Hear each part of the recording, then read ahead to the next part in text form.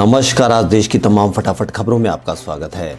भारत में corona virus का संक्रमण लगातार बढ़ता जा रहा है। इसी बीच कोरोना वैक्सीन का इंतजार कर रहे लोगों के लिए अच्छी खबर है। एम्स के डायरेक्टर डॉक्टर रणदीप गुलेरिया ने कहा कि भारत में कोरोना वैक्सीन का ट्रायल अंतिम चरण में है। कृषि कानूनों के खिलाफ देश में किसानों का आंदोलन बढ़ता जा रहा है। इसी के साथ अवार्ड वापसी का सिलसिला भी शुरू हो गया। पंजाब के पूर्व मुख्यमंत्री और अकाली दल के वरिष्ठ नेता प्रकाश सिंह बादल ने कृषि कानूनों के विरोध में अपना पद्म विभूषण सम्मान वापस कर दिया है। उनके अलावा अकाली दल के नेता रहे सुखदेव सिंह ढींडसा भी अपना पद्म भूषण सम्मान लौटाने की बात कही है। एमडीएच ग्रुप के मालिक महाशय धर्मपाल गुलाटी का निधन हो गया। उन्होंने माता चन्नन देवी हॉस्पिटल में अंतिम सांस ली।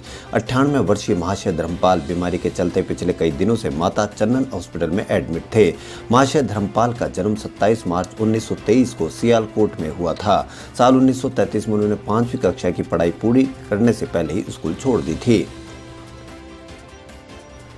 देश में कोरोना मरीजों का आंकड़ा 95 लाख के पार पहुंच गया। इसी बीच राहत की खबर यह है कि भारत में रिकवरी रेट में काफी सुधार हुआ है, जिससे एक्टिव मामलों में कमी आई है। केंद्रीय स्वास्थ्य मंत्रालय द्वारा जारी ताजा आंकड़ों के मुताबिक 89 लाख कोरोना मरीज इस महामारी को मात देकर ठीक हो चुके हैं।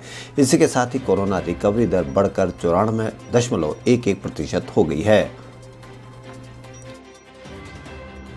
सर्वोच्च न्यायालय ने गुरुवार को कोरोना वायरस संक्रमण से बचने के लिए सार्वजनिक स्थानों पर मास्क पहने और सोशल डिस्टेंसिंग का पालन करने के दिशा निर्देशों के हो रहे उल्लंघन पर चिंता जताई है। इसके साथ ही अदालत ने उन नियमों को सख्ती से लागू करने के सुझाव भी मांगे हैं। दक्षिण भारतीय फिल्मों के सुपरस्टार रजनीकांत ने आखिर नई पार्टी बनाने का ऐलान कर दिया।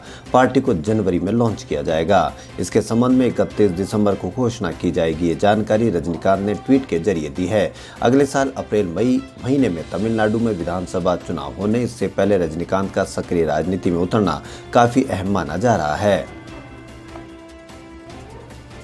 महाराष्ट्र के शिरडी में स्थित साईं बाबा मंदिर के प्रशासन ने एक नोटिस लगाकर भक्तों से अपील की है कि वे मंदिर में दर्शन के लिए छोटे कपड़ों को पहन कर न आए, वे भारतीय परिधानों में ही बाबा के दर्शन के लिए आए। इस ड्रेस कोड को लेकर अब विवाद शुरू हो गया है। दरअसल सामाजिक कार्यकर्ता तृप्ति देसाई ने मंदिर प्रशासन को चुनौती देते हुए कहा कि अगर 10 दिसंबर तक नोटिस नहीं हटाया गया तो वो खुद ही इसे हटा देगी। अमेरिका सीनेट ने सर्वसम्मति से एक ऐसे विधेयक को पारित किया है जो अमेरिका में कार्यरत उन सैकड़ों भारतीय पेशेवरों को लाभान्वित करेगा जो वर्षों से ग्रीन कार्ड पाने का इंतजार कर रहे हैं। यह विधेयक विभिन्न देशों के लिए रोजगार आधारित आवर्जक वीजा की अधिकतम संख्या का निर्धारण समाप्त करता है, साथ ही उसे परिवार आधारित वीजा बनाता है। एक तरफ जहां नए कृषि कानूनों को लेकर किसानों के संगठन और केंद्र सरकार के बीच दिल्ली के विज्ञान भवन में बातचीत हो रही है, वहीं दूसरी तरफ कांग्रेस के नेता ट्विटर के जरिए लगातार संदेश देने की कोशिश में लगे हैं कि इस कानून के वापस लिए जाने के अलावा किसी प्रकार का समझौता नहीं होना चाहिए। सुप्रीम कोर्ट ने दिल्ली नगर निगम के डॉक्टरों को वेतन नहीं मिलने के मामले में इंडियन मेडिकल एसोसिएशन को दिल्ली हाईकोर्ट का दरवाजा खटखटाने को कहा है। सुप्रीम कोर्ट ने कहा कि याचिकाकर्ता हाईकोर्ट में लंबित मामले में अर्जी दाखिल करे। दरअसल उत्तरी दिल्ली नगर निगम के तहत आने वाले हिंदू राव और कस्तूरबा गांधी अस्पताल समेत दूसरे अस्पतालों के डॉक्टर और मेडिकल स्टाफ को कई महीनों से सैलरी नहीं मिली है। कोरोना पॉजिटिव मरीजों के घर के बाहर पोस्टर लगाने के मामले में सुप्रीम कोर्ट ने आज अपना फैसला सुरक्षित रख लिया है।